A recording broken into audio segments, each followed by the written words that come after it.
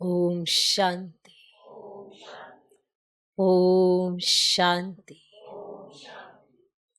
आज की तारीख है 16 जुलाई 2024। साकार महावाक्य। बाबा कहते मीठे बच्चे, ड्रामा की यथार्थ नॉलेज से ही तुम अचल, अडोल और एक रस रह सकते हो। ड्रामा की यथार्थ नॉलेज से ही तुम अचल, अडोल और एक रस रह सकते हो। माया के तूफान तुम्हें हिला नहीं सकते। माया के तूफान तुम्हें हिला नहीं सकते। बाबा कहते मीठे बच्चे, ड्रामा की यथार्थ नॉलेज से ही तुम अचल, अडोल और एक रस रह सकते हो। माया के तूफान तुम्हें हिला नहीं सकते। किसे किसे? बच्चों को। आज का प्रश्न, देवताओं का मुख्य एक कौन सा गुण तुम बच्चों में सदा दिखाई देना चाहिए? देवताओं का मुख्य एक कौन सा गुण तुम बच्चों में सदा दिखाई देना चाहिए? कभी कभी दिखता है पर सदा दिखाई देना चाहिए। कभी कभी दिखता है पर सदा दिखाई देना चाहिए। मुश्किल है नहीं? मुश्किल है। कभी कभी दिखता है पर सदा दिखाई देना चाहिए देवताओं का वो एक गुण तुम बच्चों में। उत्तर, हर्षित रहना। हर्षित रहना। देवताओं को सदा मुस्कुराते हुए हर्षित दिखाते हैं। देवताओं को सदा मुस्कुराते हुए हर्षित दिखाते हैं। ऐसे तुम बच्चों को भी सदा हर्षित रहना है। कोई भी बात हो, मुस्कुराते रहो। कोई भी बात हो, मुस्कुराते रहो। कभी भी उदासी या गुस्सा नहीं आना चाहिए। कभी भी उदासी या गुस्सा नहीं आना चाहिए। यहाँ नेचुरल है उदासी और गुस्सा।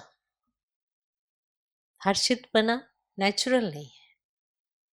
वो कितना डिफिकल्ट है। उदासी आना नेचुरल है, गुस्सा आना नेचुरल है, हर्षित रहना मुश्किल है। ऐसा क्यों है? मुश्किल क्यों है? भगवान मिला है पर यही सदा याद नहीं है भगवान मिला है, इसलिए भी मुश्किल है। क्योंकि हर एक मनुष्य समझता है मुझे ही करना है सब कुछ। तो जब अकेले कुछ करना होता है तो गुस्सा आता है, उदासी आ जाती है, कोई साथ नहीं देता। तो मनुष्य मनुष्य कोई ढूंढता रहता है, इसलिए उदास रहता है। कोई है ही नहीं साथ देने वाला, इसीलिए गुस्सा भी करता है। कोई सुन ही नहीं रहा क्योंकि वो मनुष्य को ही सुनाता है। और भगवान यहाँ संगम पर साथ देने आया। भगवान दिखता नहीं पर साथ पूरा देता है, वही हर्षित रहते हैं।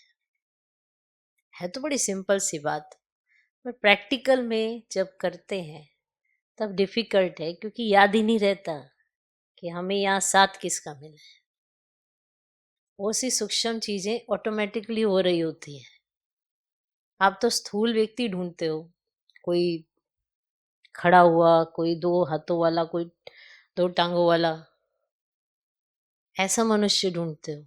पर वो जो हजार भुजाओं वाला है, जो आपका चारों दिशाओं में सारे काम करा देते हैं, उसको भूल जाते हो।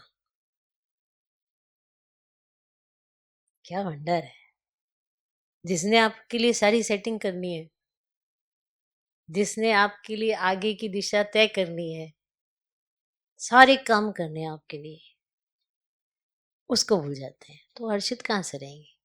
तो फिर ये नेचुरल होता है क्या, उदासी और गुस्सा आना। कहीं सारा दिन में बेचारे यही सोचते होंगे आज कितना गुस्सा किया, आज कितनी उदासी आई, कितना हर्षित रहे, कितना मुश्किल हो जाता होगा ना उनके लिए। क्या कहते हो, मुश्किल है तभी तो। जैसे बाप तुम्हें राइट और रॉन्ग की समझानी देते हैं, कभी गुस्सा नहीं करते, उदास नहीं होते, ऐसे तुम बच्चों को भी उदास नहीं होना है। देखो बहुत सारी चीजें आप जो देख रहे हो अपने एंगल से आपको गलत दिख रही हैं, दूसरे एंगल से बाप की नजर से देखो तो सब राइट है। तभी उदासी भागेगी, तभी गुस्सा जाएगा, वरना आप उदास भी होंगे गुस्सा भी करेंगे, सारी दुनिया जैसे आप ही चला रहे हो। छोटे छोटे कार्य में भी सबको ऐसा लगता है जैसे सारा कुछ हम ही कर रहे हैं, तो वो बहुत इरिटेट होते हैं। हर बात पे उनको फ्रस्ट्रेशन आ जाती है, छोटी छोटी बातों पे, क्योंकि उनको लगता है सारी जिम्मेवारी मेरे माथे आई है, और जिसके माथे जिम्मेवारी है वो लाइट है, क्योंकि उसको पता है मेरे साथ कौन है। सिर्फ अपनी जिम्मेवारी है सबके ऊपर इस समय, अगर संगम युग पर हो तो। कलयुग में हो तो फिर तो सारे कलयुग की जिम्मेवारी आपके ऊपर है। करो गुस्सा, रहो उदास, तो बाबा भी तो आपको कितनी समझाने देते हैं, कितना प्यार से समझाते हैं। कभी देखा उन्हें उदास, कभी देखा उन्हें उदास गुस्सा करते देखा है कभी, सोचना जरा। इसीलिए वो जो एक गुण है ना, वो सदा नहीं रहता है, कभी कभी आता है। और अगर शुरुआत ही सुबह की ऐसी हो जाए कि आज नहीं आना है उसने, तो फिर तो सारा दिन ढूंढना ही बड़ा मुश्किल है उस हर्षित होने का। तो देवताओं का मुख्य एक कौन सा गुण तुम बच्चों में सदा दिखाई देना चाहिए? उत्तर, हर्षित रहना। देवताओं को सदा मुस्कुराते हुए हर्षित दिखाते हैं, ऐसे तुम बच्चों को भी सदा हर्षित रहना है। कोई भी बात हो मुस्कुराते रहो, कभी भी उदासी या गुस्सा नहीं आना चाहिए। जैसे बाप तुम्हें राइट और रॉन्ग की समझानी देते हैं, कभी गुस्सा नहीं करते, उदास नहीं होते, ऐसे तुम बच्चों को भी उदास नहीं होना है। क्या नहीं होना है? उदास नहीं होना है, गुस्सा नहीं करना है, उदास नहीं होना है, हर्षित रहना है। ओम शांति। बेहद के बच्चों को बेहद का बाप समझाते हैं। लौकिक बाप तो ऐसे नहीं कहेंगे, उनके तो करके 5-7 बच्चे होंगे। अब ये तो जो भी सभी आत्माएं हैं, आपस में ब्रदर्स हैं, उन सब का जरूर बाप होगा। कहते भी हैं हम सब भाई भाई हैं, सबके लिए कहते हैं। तो जो भी आएंगे उनके लिए कहेंगे हम भाई भाई हैं। ड्रामा में तो सभी बांधे हुए हैं, जिसको कोई नहीं जानते। ये ना जानना भी ड्रामा में नूंद है। जो बाप ही आकर सुनाते हैं, कथाएं आदि जब बैठ सुनाते हैं तो कहते हैं ना परम पिता परमात्मा ए नमः। अब वह कौन है जानते नहीं, कहते हैं ब्रह्मा देवता, विष्णु देवता, शंकर देवता, परंतु समझ से नहीं कहते हैं। ब्रह्मा को वास्तव में देवता नहीं कहेंगे,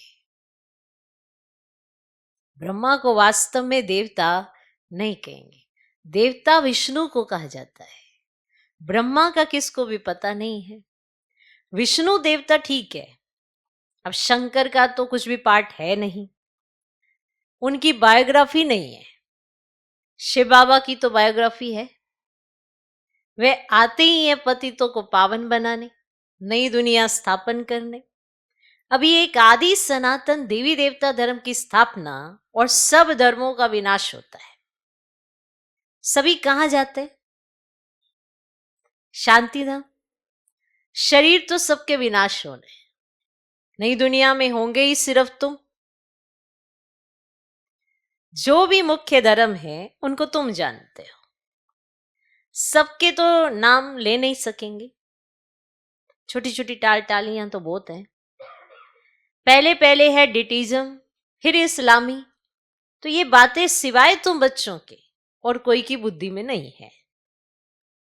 अभी वे आदि सनातन देवी देवता धर्म प्राय लोप है। इसीलिए बेनन ट्री का मिसाल देते हैं। सारा झाड़ खड़ा है, फाउंडेशन है नहीं। सबसे बड़ी आयु इस बेनन ट्री की होती है, तो इसमें सबसे बड़ी आयु है आदि सनातन देवी देवता धर्म की। वह जब प्राय लोप हो तब तो बाप आकर कहे कि अभी एक धर्म की स्थापना और अनेक धर्मों का विनाश होना है, इसीलिए त्रिमूर्ति भी बनाया है। परंतु अर्थ नहीं समझते हैं। तुम बच्चे जानते हो ऊंचते ऊंच भगवान है, फिर ब्रह्मा विष्णु शंकर, फिर सृष्टि पर आते हैं तो देवी देवताओं के सिवाय और कोई धर्म है नहीं। भक्ति मार्ग की भी ड्रामा में नोंद है। पहले शिव की भक्ति करते हैं, फिर देवताओं की। भारत की तो बात है। बाकी तो समझते हैं हमारा धर्म, मठ पंथ कब स्थापन होता है, बाकी तो सब समझते हैं, सबको सब पता है। जैसे आर्य लोग कहते हैं हम बहुत पुराने हैं। आर्य समाज जो होते हैं ना, वो कहते हैं हम बहुत पुराने हैं। वास्तव में सबसे पुराना तो है ही आदि सनातन देवी देवता धर्म। तुम जब झाड़ पर समझाते हो तो खुद भी समझ लेंगे कि हमारा धर्म फलाने समय पर आएगा। झाड़ में दिखाया ना, सबको जो अनादि अविनाशी पाठ मिला हुआ है सो बजाना है। इसमें कोई का दोष व भूल नहीं कह सकते हैं। ये तो सिर्फ समझाया जाता है पाप आत्मा क्यों बने हैं। मनुष्य कहेंगे हम बेहद के बाप के सब बच्चे हैं, फिर सब ब्रदर सतयुग में क्यों नहीं है। मनुष्य तो ये कहेंगे कि हम तो बेहद के बाप के सब बच्चे हैं, फिर हम सब सतयुग में क्यों नहीं है। परंतु ड्रामा में पार्ट ही नहीं है। ये अनादि ड्रामा बना हुआ है, इसमें निश्चय रखो और कोई बात बोलो नहीं। चक्र भी दिखाया है कैसे ये फिरता है, कल्प वृक्ष का भी चित्र है, परंतु ये कोई जानते नहीं कि इनकी आयु कितनी है। बाप कोई की निंदा नहीं करते हैं, ये बाबा बता रहे हैं, ऐसे कोई की निंदा नहीं करते हैं। ये तो समझाया जाता है। तुमको भी समझाते हैं कि तुम कितने पावन थे, अभी पतित बने हो तो पुकारते हो हे पतित पावन आओ। तो पहले तो तुम सबको पावन बनना है, फिर नंबरवार पाठ बजाने आना है। आत्माएं सब ऊपर में रहती हैं, बाप भी ऊपर में रहते हैं। फिर उनको बुलाते हैं कि आओ। ऐसे वे बुलाने से आते नहीं है, माना ऐसे नहीं कि आपने बुलाया तो वो आए, लेकिन बुलाते जरूर है कि आओ। तो ऐसे वे बुलाने से आते नहीं। बाप कहते हैं मेरा भी ड्रामा में पाठ नोंदा हुआ है, तभी तो तुम बाप कहोगे, तभी तो तुम भगवान कहोगे। तो कुछ पार्ट प्ले किया होगा तभी तो तुम कहोगे। तो मेरा भी ड्रामा में पार्ट नोंदा हुआ है। जैसे हद के ड्रामा में भी बड़े बड़े मुख्य एक्टर्स का पार्ट होता है, ये फिर है बेहद का ड्रामा। सब ड्रामा के बंधन में बांधे हुए हैं। इसका मतलब यह नहीं है कि धागे में बांधे हुए हैं, कि ऐसा धागा है ऊपर से नीचे आते रहते हैं। इसका मतलब ये नहीं कि कोई धागे में बांधे हुए हो, नहीं। ये बाप समझाते हैं। वह है जड़ झाड़। अगर बीज चैतन्य होता तो उसको मालूम होता ना कि ये कैसे झाड़ बड़ा हो फिर फल देंगे। तो ये तो है चैतन्य बीज, इस मनुष्य सृष्टि रूपी झाड़ का। इसको उल्टा झाड़ कहा जाता है। तो बाप तो है नॉलेजफुल, उनको सारे झाड़ की नॉलेज है। अब ये है वही गीता की नॉलेज, कोई नई बात नहीं है। यहां बाबा कोई श्लोक आदि नहीं उच्चारते हैं, वह लोग ग्रंथ पढ़कर फिर अर्थ बैठ समझाते हैं। तो बाप समझाते ये है पढ़ाई, इसमें श्लोक आदि की दरकार नहीं। उन शास्त्रों की पढ़ाई में कोई एम ऑब्जेक्ट है नहीं। अब कहते भी हैं ज्ञान, भक्ति, वैराग्य, ये पुरानी दुनिया विनाश होती है। अब सन्यासियों का है हद का वैराग्य और तुम्हारा है बेहद का वैराग्य। शंकराचार्य आते तब वे बैठ सिखलाते हैं घर बार से वैराग्य। पहले नहीं होता ये। जब शंकराचार्य आते हैं तब वे बैठ सिखलाते हैं घर बार से वैराग्य। वे भी शुरू में शास्त्र नहीं सिखाते। जब बहुत वृद्धि होती जाती है तब शास्त्र बनाने शुरू करते हैं, क्योंकि उनके भी बढ़ जाते हैं, ऊपर से आती हैं आत्माएं, तो फिर वो शास्त्र बनाने शुरू करते हैं कि पढ़ेंगे क्या, क्या पढ़ेंगे। तो इसीलिए वो शास्त्र बनाने शुरू करते हैं। पहले पहले तो धर्म स्थापन करने वाला एक ही होता है, फिर आहिस्ते आहिस्ते वृद्धि को पाते हैं। ये भी समझना है सृष्टि में पहले पहले कौन सा धर्म था। अभी तो अनेक धर्म है। आदि सनातन देवी देवता धर्म था, जिसको स्वर्ग हेवन कहते हैं। तुम बच्चे रचयिता और रचना को जानने से आस्तिक बन जाते हो। क्या बन जाते हो? आस्तिक बन जाते हो। नास्तिक पने का कितना दुख होता है। निधन के बन पड़ते हैं, आपस में लड़ते झगड़ते रहते हैं। कहते हैं ना, कहने में भी तो आता ना कि तुम आपस में लड़ते रहते हो, तुम्हारा कोई धनी दौरी नहीं है क्या। ऐसे कहा जाता ना कि कोई तुम्हारा बड़ा नहीं है, कोई तुम्हारे सिर पे है नहीं क्या, तुम आपस में यूं ही लड़ते झगड़ते रहते, तो तुम्हारा कोई धनी दौरी नहीं है क्या। इस समय सब निधन के बन पड़ते हैं। नई दुनिया में पवित्रता, सुख, शांति सब था, अपार सुख थे, और यहां अपरम अपार दुख है। वे है सतयुग के और यह है कलयुग के। अभी तुम्हारा है पुरुषोत्तम संगम युग। यह पुरुषोत्तम संगम युग एक ही होता है, और सतयुग त्रेता के संगम को पुरुषोत्तम नहीं कहेंगे। अब यहां है असुर और वहां है देवताएं। तुम जानते हो ये रावण राज्य, रावण के ऊपर गधे का शीश दिखाते हैं। देखा रावण का चित्र, उसके सिर के ऊपर ना ऐसे गधे का शीश दिखाते हैं। अब गधे को कितना भी साफ कर, उस पर कपड़ा रखो, गधा फिर भी मिट्टी में लेटकर कपड़े खराब कर देगा। माना आपने उसे सजाया, संवारा, गधे को कपड़े पहनाए अच्छे से, फिर भी वो मिट्टी में लेटकर कपड़े खराब कर देगा। तो बाप तुम्हारे कपड़े साफ गुल गुल बनाते हैं, फिर रावण राज्य में लिथड़ कर अपवित्र बन जाते हो। आत्मा और शरीर दोनों अपवित्र बन जाते हैं। तो बाप कहते तुमने सारा श्रृंगार गवा दिया। पूरा एकदम सजाया हो, संवारो जाके मिट्टी में, सारा श्रृंगार गवा दिया। बाप को पतित पावन कहते। तुम भरी सभा में कह सकते हो कि हम गोल्डन एज में कितने श्रृंगारे हुए थे,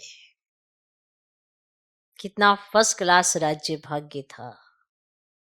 फिर माया रूपी धूल में रिथड़ कर मैले हो गए। और बाप कहते ये अंधेरी नगरी है। अंधेरी नगरी है ना, बाप कहते ये अंधेरी नगरी है। भगवान को सर्वव्यापी कह दिया है, जो कुछ हुआ वह हूबहू रिपीट होगा, इसमें मूंझने की दरकार नहीं है। 5000 वर्ष में कितने मिनट, घंटे, सेकंड हैं, तो एक बच्चे ने ना सब धर्मों का हिसाब निकाल कर भेजा था। सब धर्मों का, इतने उनके वर्ष हैं, इतने इतने ये। अब इसमें भी बुद्धि व्यर्थ की होगी। नहीं, हिसाब निकालने बैठ गए ये, तो बाबा कहते हैं इसमें भी बुद्धि व्यर्थ की होगी। बाबा तो ऐसे समझाते हैं कि दुनिया कैसे चलती है, ऐसे नहीं कि पूरा हिसाब निकाल के तुम्हें किसी को शो करके दिखाना है। हाँ ठीक है, तुमको कैलकुलेशन आती है, बहुत अच्छी बात है, लेकिन ये समझ लेना कि हाँ भाई ये सारी कैलकुलेशन मैंने निकाल ली है, तो ये भी व्यर्थ में चली जाती है, उसमें भी अहंकार आ जाता है कब। तो बाबा तो सिर्फ समझाते हैं कि दुनिया कैसे चलती है। और प्रजापिता ब्रह्मा है, ग्रेट ग्रेट ग्रैंडफादर, उनका ऑक्यूपेशन कोई नहीं जानते, और विराट रूप में बनाया है ना, तो प्रजापिता ब्रह्मा को भी उड़ा दिया। बाप और ब्राह्मणों को तो यथार्थ रीति जानते ही नहीं, तो उनको कहते भी है ना आदि देव। तो बाप समझाते हैं मैं इस झाड़ का चैतन्य बीज रूप हूं, और ये उल्टा झाड़ है। तो बाप जो सत्य है, चैतन्य है, ज्ञान का सागर है, उनकी महिमा की जाती है।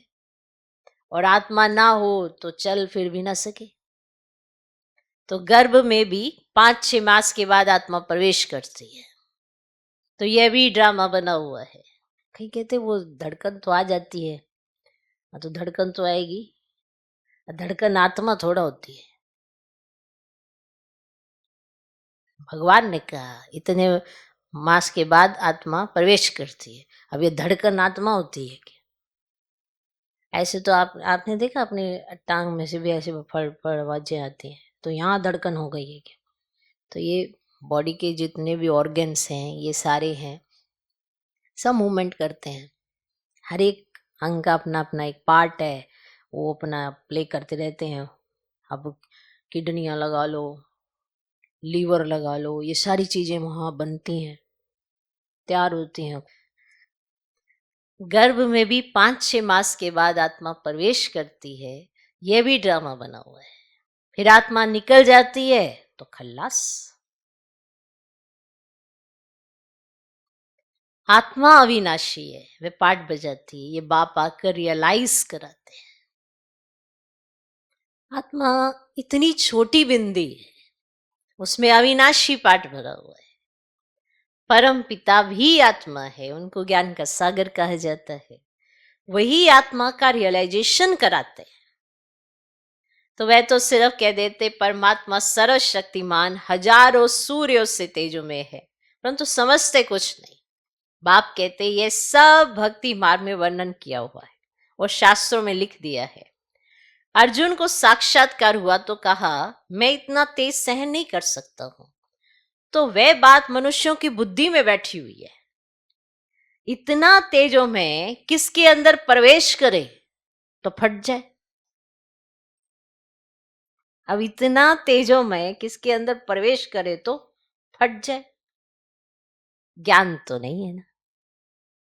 तो समझते परमात्मा तो हजार सूर्य से तेजों में है, हमको उनका साक्षात्कार चाहिए। अब भक्ति की भावना बैठी हुई है तो उनको वह साक्षात्कार भी होता है। शुरू शुरू में तुम्हारे पास भी ऐसे बहुत साक्षात्कार करते थे, आंखें लाल हो जाती थी, साक्षात्कार किया, फिर आज वह कहाँ है? अगर समझ लिया होता तो यही होते, बस साक्षात्कार किया, आंखें लाल लाल हो गई, और फिर वे आज कहाँ है? वे सभी है भक्ति मार्ग की बातें। तो ये सब बाप समझाते हैं, इसमें ग्लानि की कोई बात नहीं है। बच्चों को सदैव हर्षित रहना है। ये तो ड्रामा बना हुआ है। मुझे इतनी गालियां देते हैं, फिर मैं क्या करता हूं? क्या करता हूं? मुझे इतनी गालियां देते हैं, फिर मैं क्या करता हूं? गुस्सा आता है क्या? गुस्सा आता है क्या? समझता हूं ड्रामा अनुसार ये सब भक्ति मार्ग में फंसे हुए हैं। नाराज होने की बात ही नहीं है, सिंपल। ना बाबा को गुस्सा आता है, ना बाबा नाराज होता है, समझ जाता है कि ये तो परवश है, ये तो फंसे हुए हैं भक्ति मार्ग में, ये तो इन्होंने अभी समझा भी नहीं है, तो किस बात की नाराजगी? बहुत सिंपल सी बात है। जब बच्चे अच्छी रीति समझ जाएंगे तो वही करेंगे ना जो माँ बाप कहेंगे, और अगर नहीं समझते हैं तो नहीं जाना है ना अभी तक। फिर बच्चे ये कहते हैं नाराज हो आप हमसे, भाई हमें क्या मिल जाना आपसे नाराज होके, कुछ मिलना हो तो फिर होना भी चाहिए ना, कुछ मिलना ही नहीं है। आप अपना पार्ट बजा रहे, हम अपना पार्ट बजा रहे, ये बाबा को सदा याद है। बाप अपना पार्ट बजा रहे हैं, कभी नाराज नहीं होते। बाबा तो तुमको कितना समझाते, समझाते हैं ना, सिर्फ नाराज नहीं होते। गुस्सा आते है क्या बाबा को? नहीं, ड्रामा ऐसा बना हुआ है। प्यार से समझानी देनी होती है। बेचारे अज्ञान अंधेरे में पड़े हैं, नहीं समझते हैं तो तरस भी पड़ता है, तरस आता है बस। नहीं समझते हैं तो सदैव मुस्कुराते रहना चाहिए। ये बेचारे स्वर्ग के द्वारे आ नहीं सकेंगे, ये सब शांति धाम में जाने वाले हैं। सब चाहते भी शांति ही हैं, तो बाप ही रियल समझाते हैं। अभी तुम जानते हो ये खेल बना हुआ है, ड्रामा में हर एक को पार्ट मिला हुआ है। इसमें बड़ी अचल स्थैर्यम बुद्धि चाहिए। जब तक अचल अडोल एक रस अवस्था नहीं, तब तक पुरुषार्थ कैसे करेंगे? कुछ भी हो, भल तूफान आए, परंतु स्थैर्यम रहना है। माया के तूफान तो ढेर आएंगे और पिछाड़ी तक आएंगे, अवस्था मजबूत चाहिए। यह है गुप्त मेहनत। कई बच्चे पुरुषार्थ कर तूफान को उड़ाते रहते हैं, जितना जो पास होगा उतना उच्च पद पाएगा। राजधानी में पद तो बहुत है ना।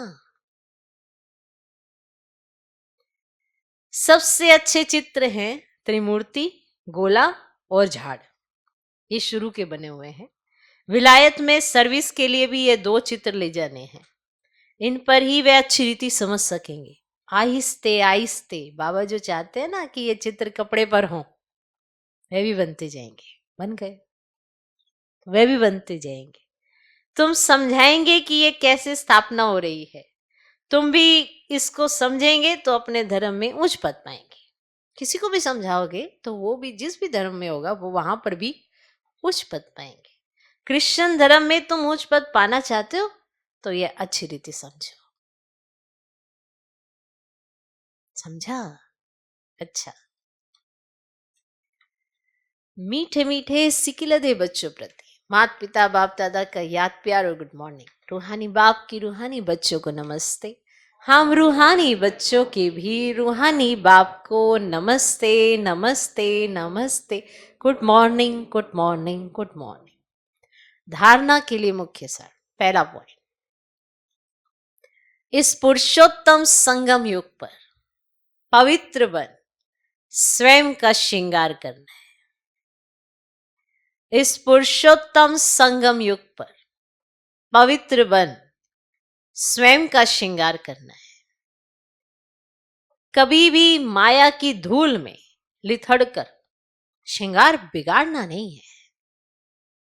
कभी भी माया की धूल में लिथड़कर श्रृंगार बिगाड़ना नहीं है।